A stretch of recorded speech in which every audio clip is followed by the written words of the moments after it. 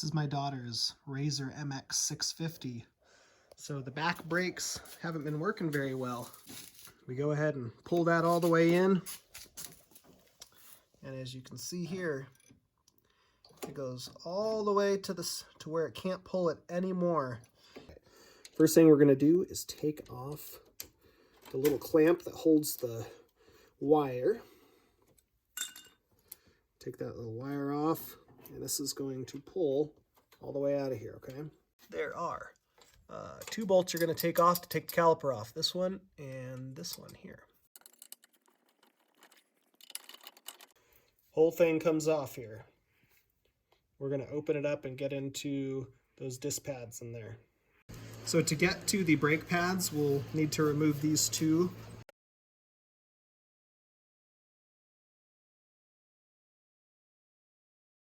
So when you open this up to get to the brake pads, this is going to open here, and you're going to see there is a little metal V in there that pushes the brake pads away from each other. So you're going to want to save that. And these are the brake pads in there. Really simple. They come out. And if you look at this one, especially this brake pad right here, it's worn down so far that it's pretty much flush with this casing right here. So generally people will just buy a new set of these brake pads for $10 plus, a few dollars shipping, but you don't have to do that because look how much meat is still left on those pads. They just need to come out a little bit more so they can reach the disc. So there's two ways that I recommend doing it. You're basically building a shim for it to make it stick out farther. Number one, the best way I like is if you have a random piece of plastic that's kind of thick like this, and I will cut out a piece of the plastic into the shape of the brake pad, just like this. See, so that covers the back there. So that will act as a shim. So in there, you can do one side or both sides, depending on how worn it is. We'll just do one side for now. We'll put that in there, that shim. Brake pad goes in next. And now it sticks out farther. So when we look at the side, it's no longer flush. It's sticking out a lot more there. The other way you can do it, if you don't have any plastic, is I've used tin foil before. So you can just bunch up some tin foil, smash it, and use scissors and cut it into the shape of the brake pad. So again, this is going to act just like a shim. You can make it as thin or as thick as you need. Go ahead and put it in there, that shim, put in the brake pad on top of it. And then again, we have it sticking out much more now, so it's not flush with that casing.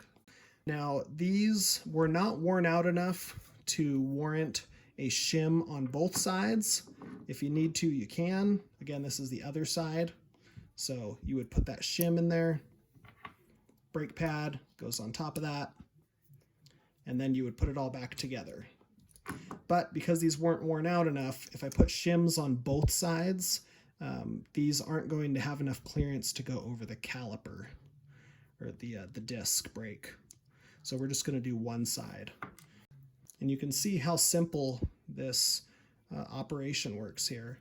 So you have that arm here that cable is pulling on when you pull the handle for the brakes.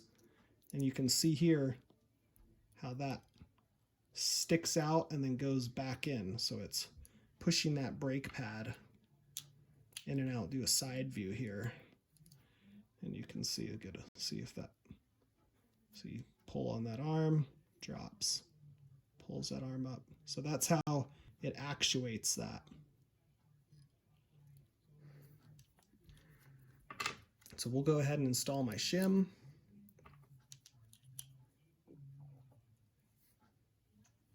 Remember that little metal V.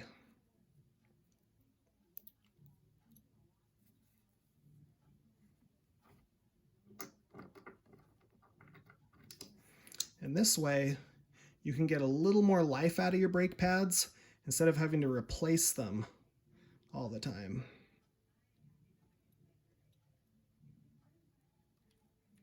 Okay, so now those go together. You can put these two screws back in and then bolt this caliper back onto the disc, and that should save you some money. All right, let's bolt this thing back on.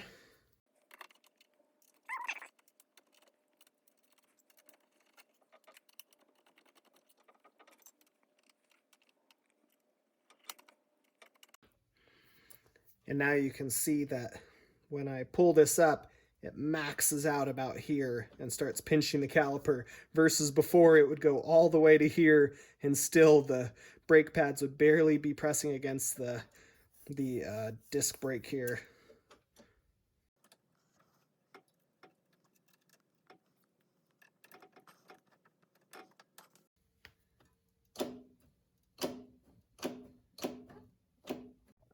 And there you go. When I pull the handle, that's how it should be doing it. Nice. Okay,